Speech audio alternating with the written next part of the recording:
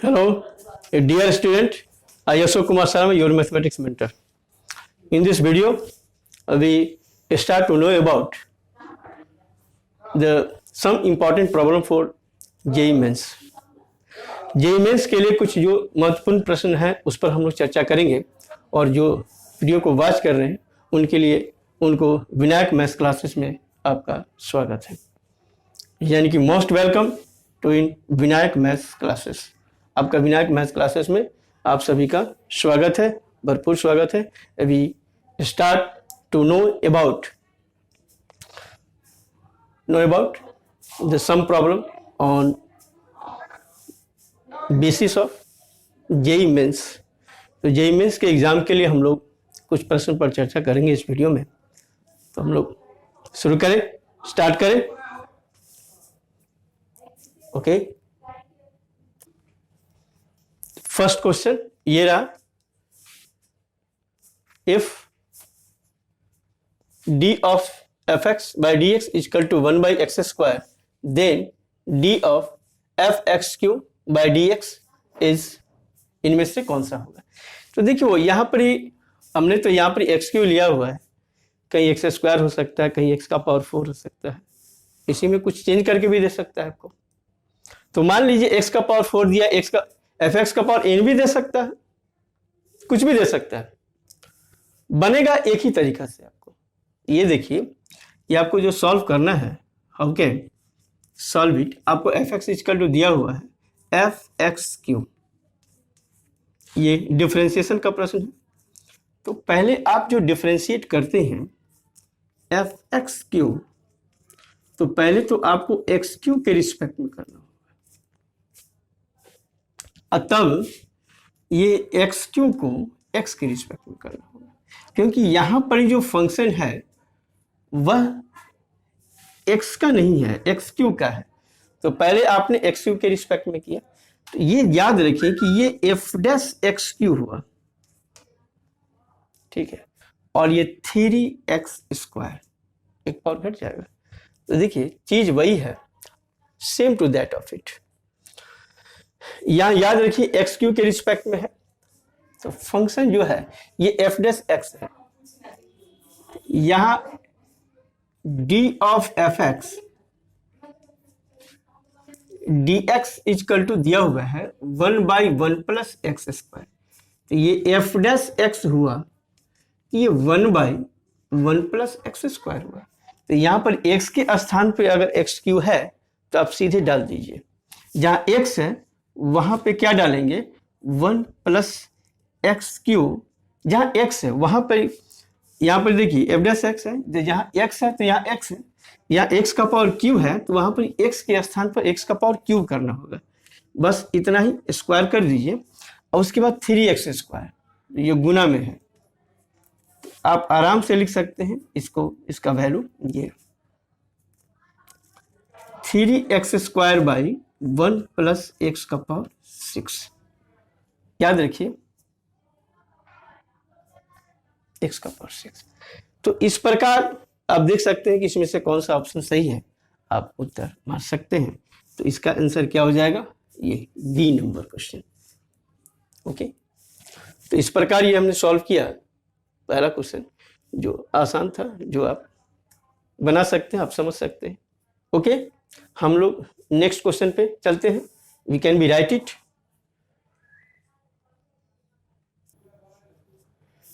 तो अब हम दूसरे नंबर के प्रश्न पर चर्चा करते हैं। दूसरा नंबर का क्वेश्चन क्या कहता है कि कहता है कि a rectangle of perimeter 24 inches is rotated about one of its side, एक साइड के अबाउट घूमता है, ठीक है, so as to form a cylinder. To obtain the maximum volume of the cylinder, what should be the dimension of the rectangle. Rectangle का क्या dimension हो कि वह घूमे किसी भी इंड के अबाउट, किसी साइड के अबाउट क्या करता है, एक रेक्टेंगल घूमता है। जैसे मान लीजिए कि एक रेक्टेंगल है और घूम रहा है, ठीक, रेक्टेंगल घूम रहा है किसी के अबाउट घूम सकता है, जैसे मान लीजिए कि ये साइड है एक्स और वाई, इसी के अबाउट घूमता है। जब इसके अबाउट घूमेगा ना तो ये क्या करेगा, एक रेक्टेंगल एक बना लेगा, एक शेप बना देगा, एक सिलेंडर की तरह बन जाएगा इधर, यानी कि ऐसा आपको बनेगा। और अब देखिएगा कि ऐसा स्थिति आपको आ जाएगा। जब बनेगा तो घूमेगा ना तो ये स्थिति को ऑपरेट कर लेगा, लगेगा कि ये टर्न कर रहा है, इसके अबाउट ऐसे घूम रहा है। ये रेक्टेंगल मान लीजिए एक्स और वाई हो गया। तो यहाँ आप गौर कीजिए, जब रेक्टेंगल किसी साइड के अबाउट घूम रहा है, जैसे मान लीजिए इसी साइड के अबाउट घूम रहा है, वाई साइड ये है, जैसे ए बी सी डी एक रेक्टेंगल है और ए बी के अबाउट घूम रहा है। मान लिया जाए let A B C D be an rectangle and which rotated about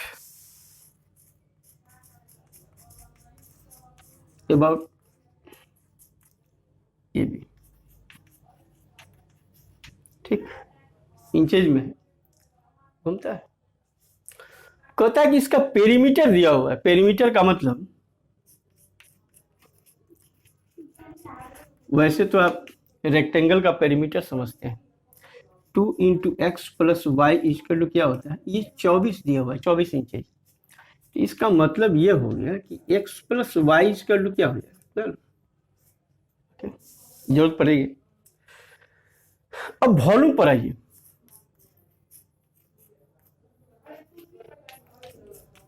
देखो वॉल्यूम जो होगा इसका, इस पर गौर कीजिए आप।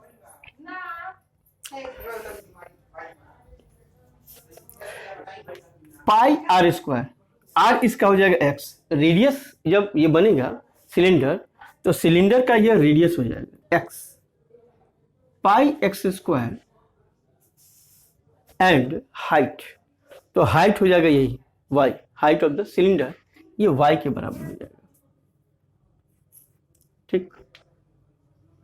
यानी कि आप देख सकते हैं कि आपको वॉल्यूम क्या होता है, सिलेंडर का volume pi r square h होता है। यहाँ पर पाई एक्स स्क्वायर वाई हो गया। इसमें आप क्या करो कि वाई का वैल्यू डालो, ये आसान है, तो 12 माइनस क्या हो जाएगा एक्स। अब volume equal to pi x square, जरा सा देखो पाई, ये 12x square minus x cube हो जाएगा। तो यह देखो dv बाई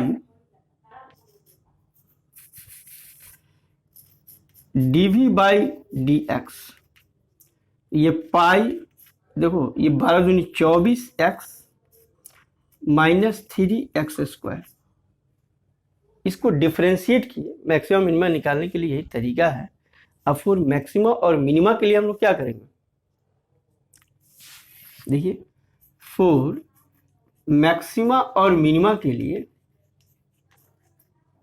ये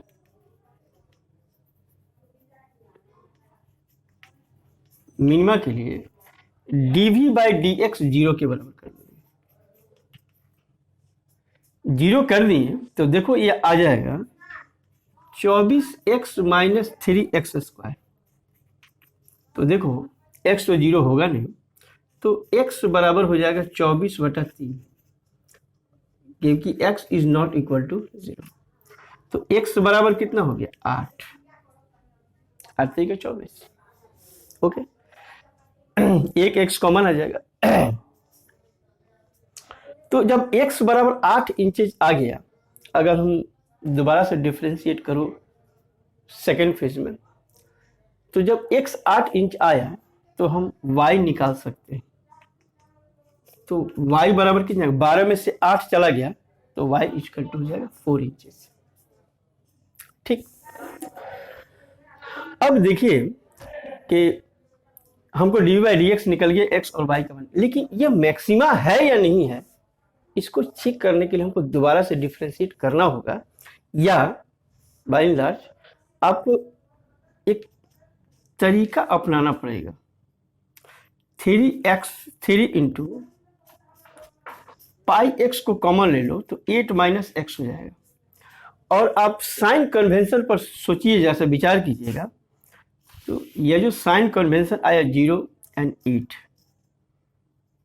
अगर आप 8, तो आप यहाँ देख सकते हैं कि जो साइन जो चेंज कर रहा है, बदल रहा है, देखिए एक्स का वैल्यू 8 से अधिक रखिए, 8 टू अधिक, तो ये नेगेटिव, इधर पॉजिटिव, अब फिर इधर नेगेटिव आ जाएगा, उसके बाद हटे। लेकिन 8 के अबाउट जो है पॉजिटिव टू नेगेटिव मूव कर रहा है, तो पॉजिटिव टू नेगेटिव मूव करेंगे तो आप समझिए कि वी गेट मैक्सिमम वैल्यू जहाँ कहीं भी हो। तो यहाँ पर साइन जो बदल रहा है, साइन जो चेंज कर रहा है, वो पॉजिटिव टू नेगेटिव है, इसलिए we get maximum value, we get maximum at x equal to 8, क्योंकि साइन जो है पॉजिटिव टू नेगेटिव है। अगर positive to negative sign move कर जाता है तो वी गेट मैक्सिमम वैल्यू, और वही negative to positive about any point अगर चेंज करते हैं तो वो हमको मिनिमम वैल्यू देता है। तो यहाँ पर हमको पॉजिटिव टू नेगेटिव जा रहा है, इसलिए वी गेट मैक्सिमम वैल्यू। तो आप मैक्सिमम वैल्यू प्राप्त करेंगे, और एक्स का वैल्यू कितना आ गया 8 एंड वाई का वैल्यू कितना है 4। तो हम लोग इस प्रकार ये उत्तर हम लोग दे सकते हैं। यानी डायमेंशन पहले लेंथ लिखा जाता है, उसके बाद विड्थ लिखा जाता है। तो दिस इज वैल्यू ओके। तो आप आशा करते हैं कि आप वी कैन भी समझ गए होंगे, समझने में तो कोई दिक्कत नहीं आई होगी। ओके, हम लोग तो अब नोट कर लीजिए और हम लोग नेक्स्ट क्वेश्चन पर आगे बढ़ते हैं। ठीक, ओके।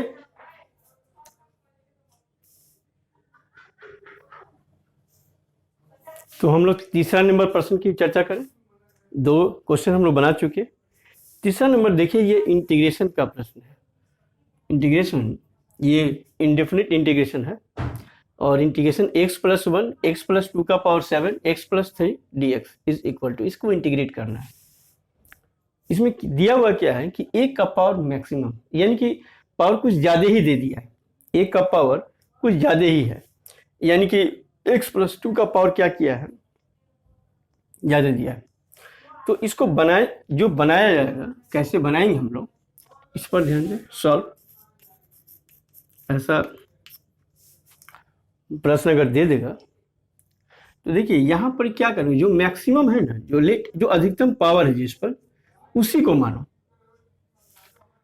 x + 2 को ही मानो। ठीक, क्योंकि अगर मान लीजिए x + 1 को t मानते हैं तो पावर कम नहीं होगा। x + 1 का पावर t कर दो तो पावर बढ़ेगा, तब तो बाइनोमियल थ्योरम पर ले जाकर उसको तोड़ना पड़ेगा पावर 7 को। लेकिन ये हमको आसान दे देगा। इसको डिफ्रेंशिएट करो तो dx = dt आएगा, कोई चेंज नहीं। अब जो देखो कि अब हम लोग x + 1 को क्या लिख सकते हैं, तो x + 2 - 1 यानी कि t - 1 लिख सकते हैं, व्यक्त कर सकते हैं। और x + 3 को क्या लिख सकते हो, तो x + 2 + 1 यानी कि t + 1। तो ये आपको सुविधाजनक आपको मल्टीप्लाई आ जाएगा। तो देखिए यह इंटीग्रेशन, आपका जो इंटीग्रेशन लगता था कि बहुत भारी है, अब यह आपका इंटीग्रेशन हो गया इजी। तो x + 1 के स्थान पर हम क्या डालेंगे, t - 1, और ये t का पावर 7, और यह हो जाएगा t + 1 dt। ठीक,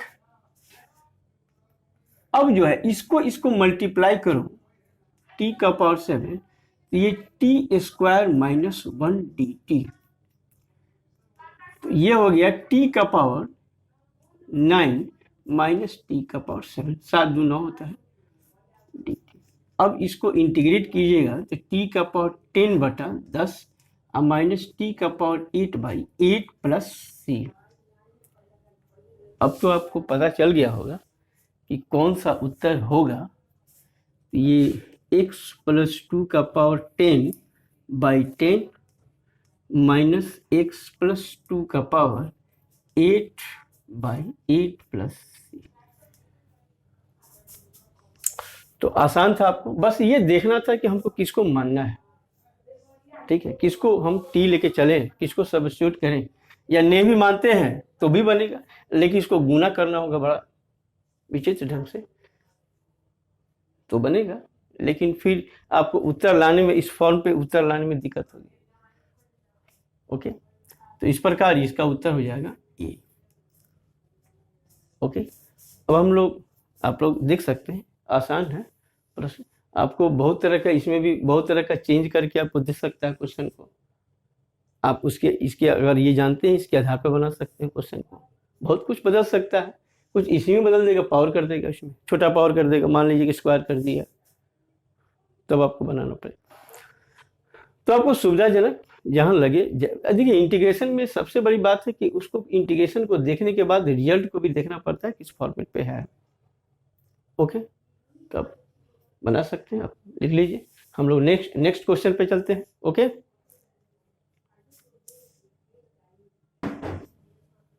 ये 4 नंबर का प्रश्न, 4 नंबर में आप देखिए ये क्वेश्चन डेफिनिट इंटीग्रेशन का है। डेफिनिट इंटीग्रेशन में प्रश्न जो दिया हुआ ये देखिए, एफ के 0 to 1 x f 3x dx equal to 0 to 3 t f t dt, then the value of k is, k का मान क्या होगा, यही आपको निकालना है। तो देखिए हम लोग, ये डेफिनिट इंटीग्रेशन का प्रश्न है और 0 to 1 x f 3x equal to 0 to 3 t into f t d T.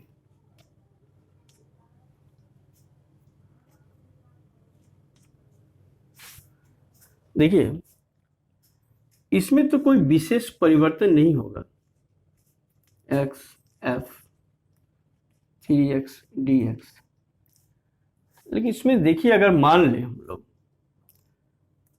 इस इंटीग्रेशन के लिए मान लिया जाए, लेट यहां पर t equal to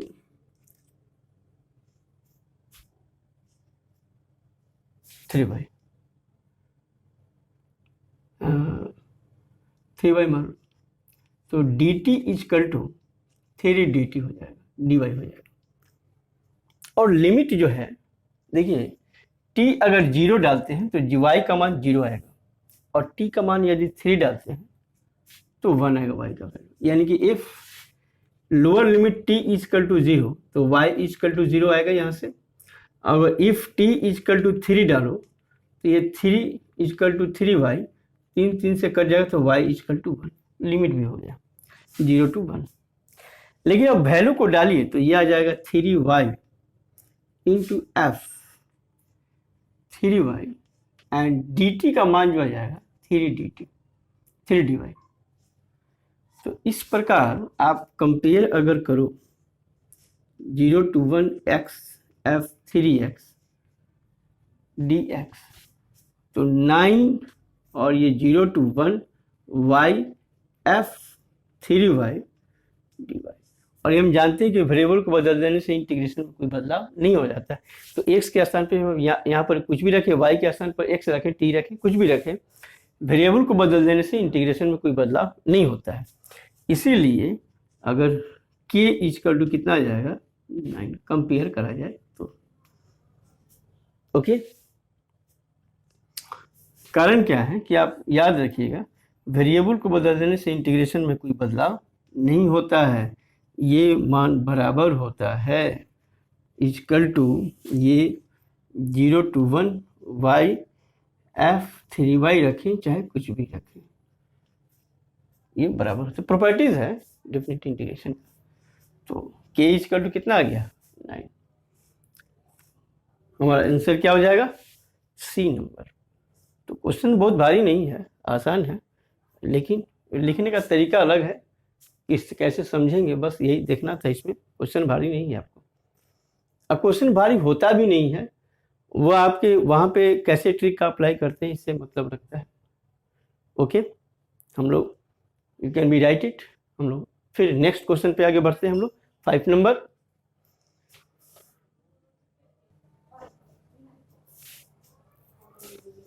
5 number question कहता है कि the area of figure bounded by y equal to e का power x, y equal to e का power minus x and the straight line x equal to 1 is, ये आपको दिया हुआ है।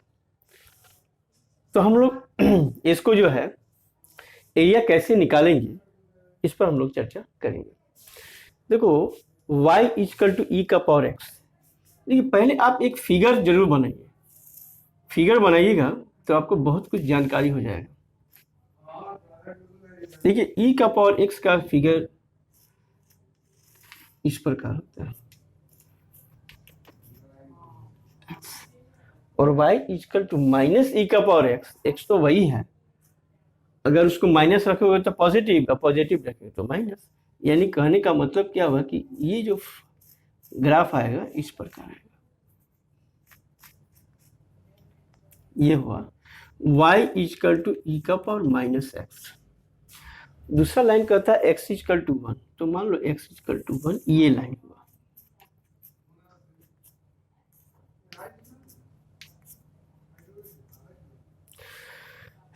अब आप देख सकते हैं एरिया जो निकालना है आपको, यही एरिया निकालना है।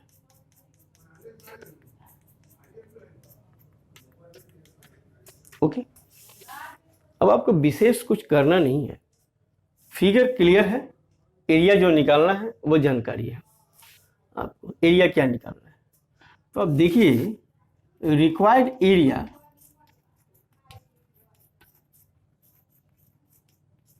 देखिए जब भी एरिया की बात हो तो आप कोशिश कीजिए कि फिगर बना लें, फिगर बनाने से आपको क्लियर कंसेप्ट पता चल जाएगा।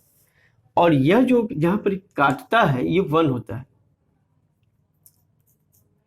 ये x का मान 0 डालोगे तो y 1 आएगा, 1 पर काटता है, y का वैल्यू 1 होता है। खैर उससे हमको मतलब, हमको यहां से यहां तक ऊपर वाले को इंटीग्रेट करो, यहां कहां से कहां तक 0 to 1, और ऊपर वाला कौन सा फिगर है, ये e का पावर x है, ठीक। और इस नीचे वाले को घटा देना है, माइनस करो, और ये देखो ये भी 0 to 1 ही जाएगा, 0 से लेके 1 तक, लेकिन इसका है e का power minus x, sorry dx नहीं दिए, तो ये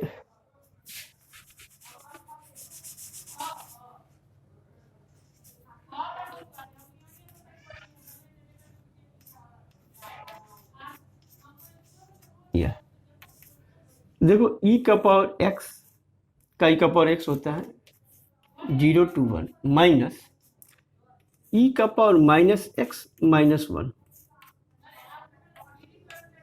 क्योंकि x का कोएफिशिएंट -1 है, उसे डिवाइड करना पड़ेगा,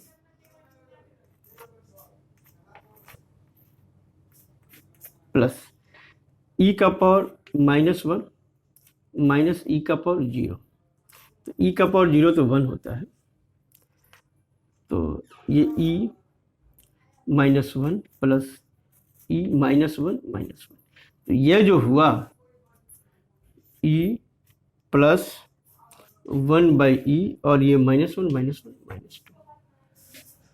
इस प्रकार आप देख सकते हैं कि कौन सा उत्तर होगा, यानी कि सी नंबर। तो इस प्रकार ये 5 नंबर क्वेश्चन भी आपको क्या हुआ, एक आसान था जो आप सॉल्व कर सकते हैं।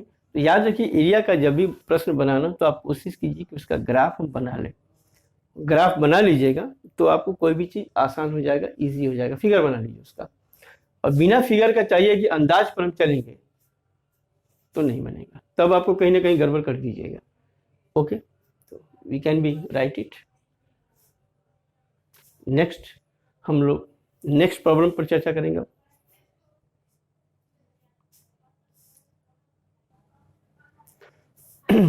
ये क्वेश्चन नंबर 6 हुआ। ये क्वेश्चन देखिए, let y be the solution of the differential equation. इस डिफरेंशियल इक्वेशन का सॉल्यूशन है y, satisfying y1 equal to 1 है, देन y सेटिस्फाइड, यानी कि y का मान कौन सा होगा। तो देखो कभी कभी ऑप्शन से भी ऐसा रिजल्ट लाया जा सकता है, लेकिन चूंकि y इक्वल टू 1 है तो आप सॉल्व ही कीजिए तो बेटर होगा। तो वैसे आप डिफरेंशिएट कीजिएगा तो एक रूप दे देगा, आप उससे बना सकते हैं। लेकिन अब चारों को कीजिएगा, कौन सा ऑप्शन सही है कौन सा ऑप्शन, तो ज़्यादा समय लगेगा। उससे बेटर क्या है कि इसी को कभी कभी याद रखिए, कभी कभी रिजल्ट जो ऑप्शन दिया उसी से लाया जाता है, ये भी किया जाता है काम। ये डिफरेंशियल इक्वेशन का प्रश्न है, प्रॉब्लम है। तो सॉल्व कीजिए। तो देखिए एक्स कैसे सॉल्व कर रहे हैं हम लोग। X dy by d x y square equal to 1 minus y log x. ये देखिए, ये सेपरेट द वेरिएबल का प्रश्न है। इसको आप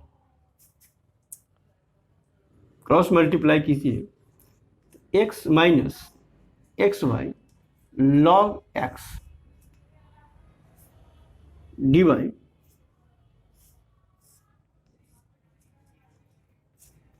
by d x equal to y square.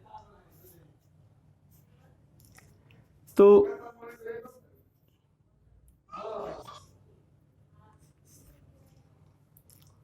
Minus x y log x d y equal to y square d x, ये होता है। तो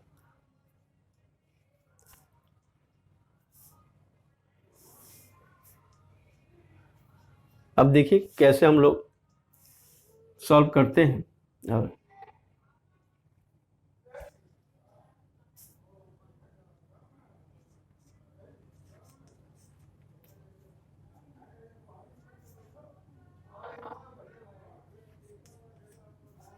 वाई स्क्वायर डी एक्स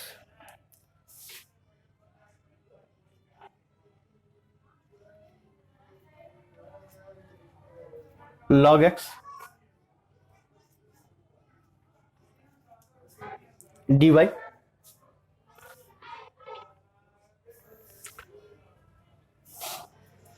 तो क्या कीजिए आप एक्स से भाग दीजिए। एक्स से भाग दीजिएगा तो देखिए क्या आता है। ये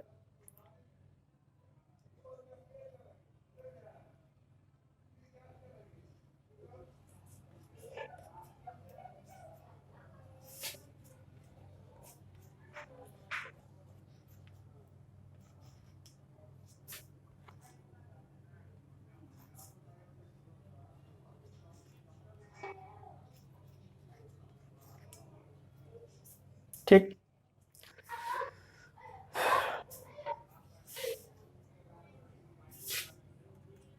देखो एक जरा सा क्रिएट कीजिए। आप सोचिए लॉग एक्स का डिफरेंशिएशन तो 1/x होता ही है, आप तो जानते ही हैं। लेकिन एक चीज का कमी है, यहाँ पे 2 का कमी है। अगर 2 हो जाए तो आप तो आसानी से बना सकते हैं। 2 का कमी है। तो 2 का कमी क्या है कि वाई स्क्वायर का डिफरेंशिएशन 2/dy होता है। अगर वह आ जाए तो आप आराम से डिफरेंशिएट कर सकते हैं, आपको हो जाएगा। तो अब देखिए हम लोग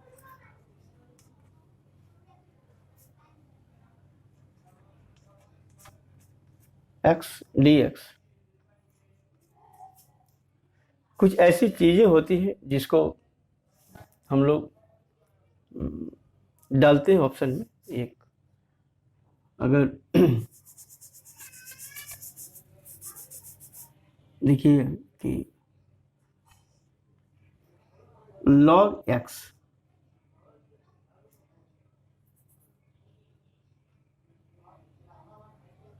देखिए एक 2 नहीं है, तो 2 नहीं है तो इसमें क्या करते हैं कि हम लोग y को जरा सा कॉमन ले लेते हैं। तो आप देखिएगा कि ये जो आएगा कि y बाई एक्स और यह हो जाएगा log x डी वाई। इस y को क्या कीजिए कि इधर डिवाइड कर दीजिए थोड़ा सा, बात।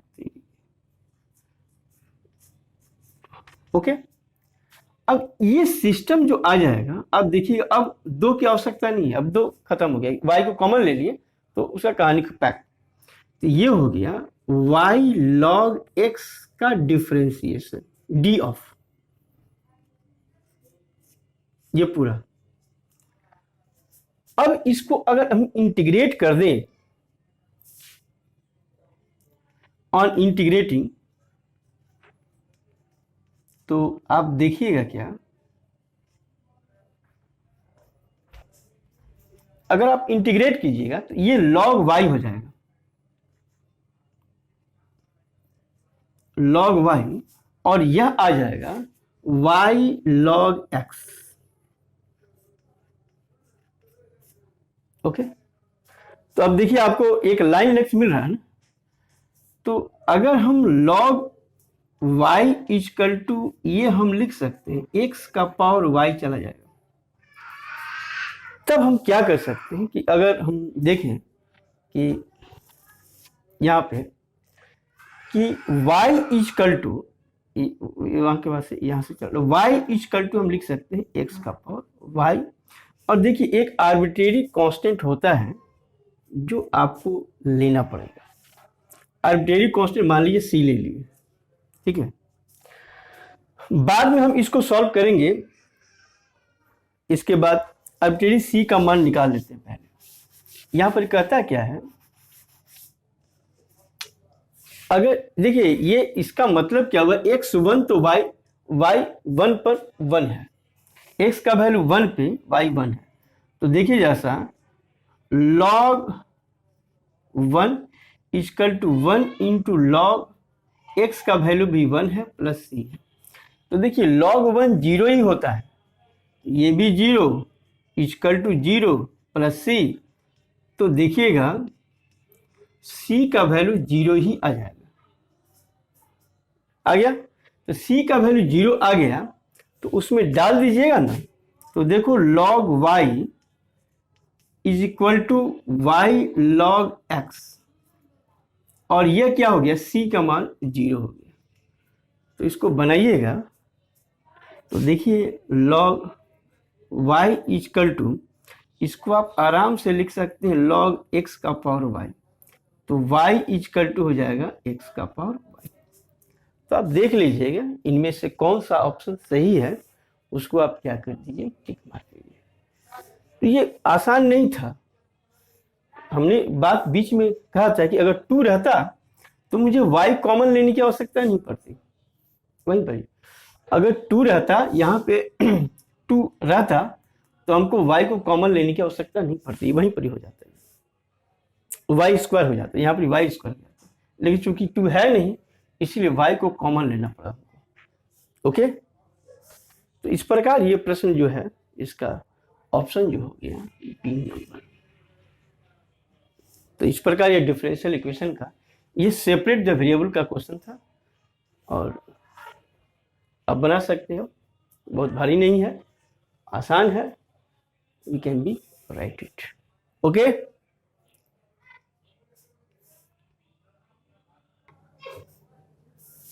ये 7 नंबर का प्रश्न जिस पर आप गौर कीजिए, ये वेक्टर का क्वेश्चन है।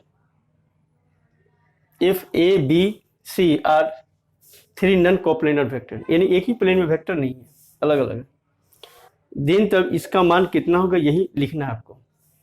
देखिए आप अगर 3 नॉन कोप्लेनर वेक्टर्स है, यानी कि 3 वेक्टर्स दिया हुआ है, तो आप याद रखिए कि इसको स्केलर ट्रिपल प्रोडक्ट बोलते हैं। ठीक है, स्केलर ट्रिपल प्रोडक्ट यानी कि ये 2 वेक्टर हुआ, वेक्टर के साथ फिर इस वेक्टर को डॉट करेंगे तो एक स्केलर क्वांटिटी देगा। तो scalar triple product scalar quantity देता है। तो जहां भी आपको स्केलर प्रोडक्ट आ गया, कहीं भी हो, 4 हो, 5 हो, 2 हो, 3 हो, स्केलर ही क्वांटिटी वो होता है। तो देखिए ए डॉट बी क्रॉस सी को अगर हम ऐसे लें, ए बी सी, ठीक है, या आपको एक चीज और आपको याद दिला दिए, फिगर को गौर कीजिए। ये मान लीजिए ए है, ये बी है और ये सी है। इसको अगर ऐसे घूमिए ना एंटी क्लॉकवाइज, तो देखिए सारे का मान बराबर होता है। ये आपको याद, जहां उल्टा गए तो नेगेटिव देना शुरू कर देगा। A B c is equal to b c a is equal to c a b, ये बराबर होता है। और जहां भी इसका उल्टा गए तो नेगेटिव दे देगा आपको। वही चीज हम यहां इंप्लीमेंट करेंगे। A dot B cross C divide by C cross ए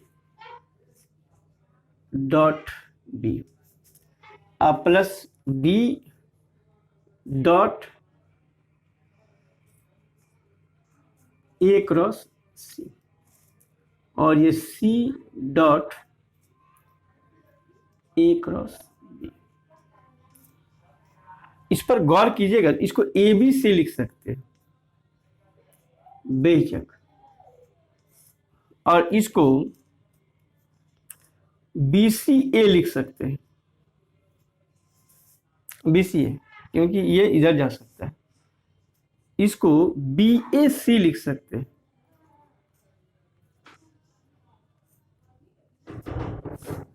ये, और इसको सी ए बी लिख सकते हैं।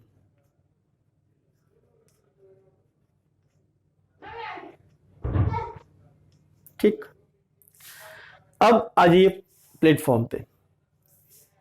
ये बी सी ए, देखो यहां पर बी सी ए है, इसको ए बी सी लिख सकते हैं, बेशक कोई दिक्कत नहीं, या ये बराबर ही होता है।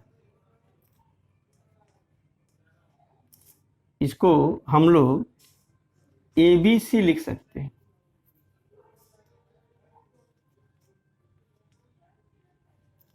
यहां आ जाइए, बी ए सी है, देखिए बी ए यहां पे सी है, तो याद रखिए कि ये पलट जाएगा, ये देगा माइनस, इसको माइनस ए बी सी लिख सकते हैं।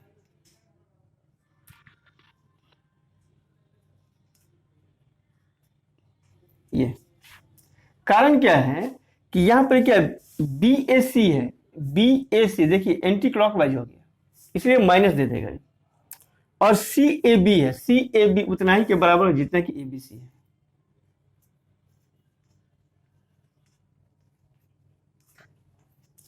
तब देख लीजिए, ये माइनस प्लस और माइनस माइनस हो जाएगा, तो इसका वैल्यू कितना आ जाएगा, 0। तो आसान है, ये वेक्टर का क्वेश्चन है, ये स्केलर ट्रिपल प्रोडक्ट के आधार पर है। अगर स्केलर ट्रिपल प्रोडक्ट आप लोगों को पढ़ना है, आप पढ़ लीजिए। Scalar triple product, vector triple product भी आपको जानना चाहिए, और जान लीजिए तो आपको सुविधा होगा, आप बना सकते हैं क्वेश्चन को। तो याद रखिए कि आपको स्केलर ट्रिपल प्रोडक्ट और स्केलर वेक्टर ट्रिपल प्रोडक्ट भी आपको जानना चाहिए। अब जानने के लिए तो और भी आगे बढ़ सकते हैं कि scalar product of 4 vector and और वेक्टर प्रोडक्ट ऑफ 4 वेक्टर भी आप पढ़ सकते हैं। उसको जान लीजिएगा तो आसानी होगा, सुविधा होगा, थोड़ी बहुत जानकारी आगे की होनी चाहिए। तो हम वेक्टर का भी क्लास लेंगे, आपको पूरी बात हम जानकारी देंगे आपको।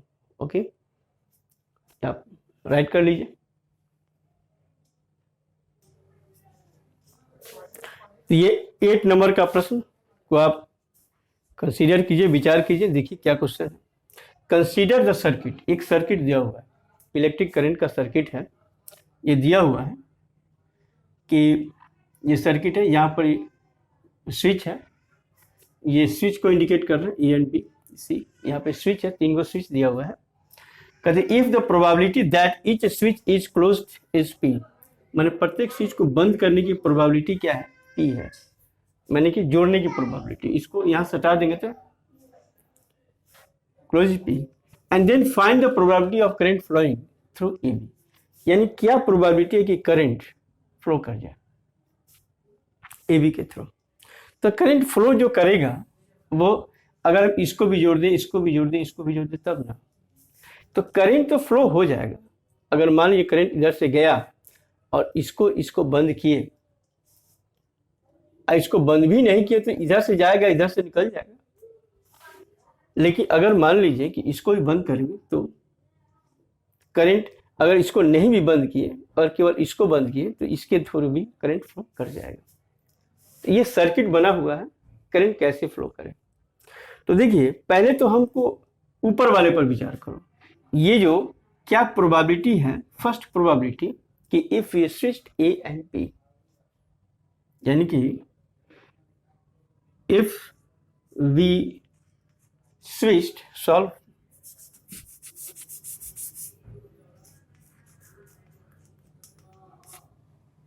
if we close the switch A and B, अगर A और B को स्विच कर दिया जाए तो सर्किट फ्लो कर जाएगा। यानी कि इसकी प्रोबेबिलिटी क्या हो जाएगी, E into P। देन तब तो प्रोबेबिलिटी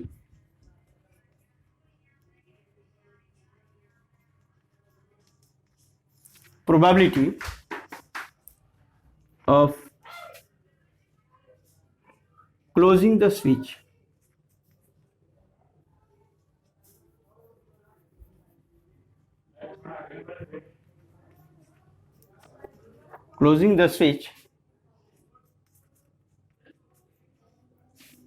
A and B, इसकी प्रोबेबिलिटी P इंटू P, ये भी और ये भी, ये P स्क्वायर हो गया तो करंट फ्लो हो गया। और ऑल्सो करंट फ्लो होगा इसको द्वारा स्विच ऑफ कर, also the probability of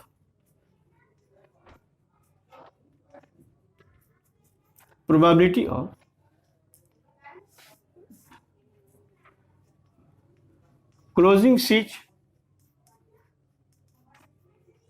C, तो इसका तो एक ही स्विच है P, तो सर्किट क्या हो गया, ए भी ज्वाइन हो गया।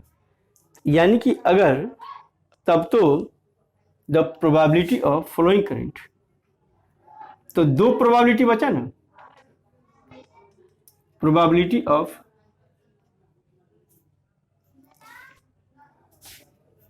Current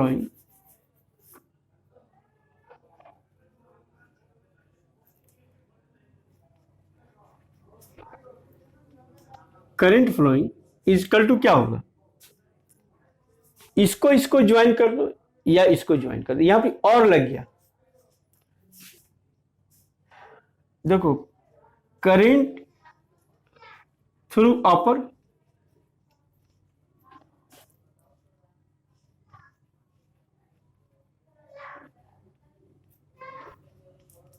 plus current through lower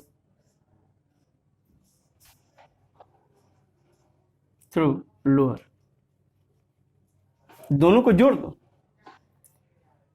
तो या तो ऊपर वाले से बढ़ सकता है या तो नीचे वाले से भी बढ़ सकता है। तो यही हो जाएगा। अगर गौर कीजिए तो ऊपर वाले का क्या तरीका है, पी स्क्वायर प्लस पी।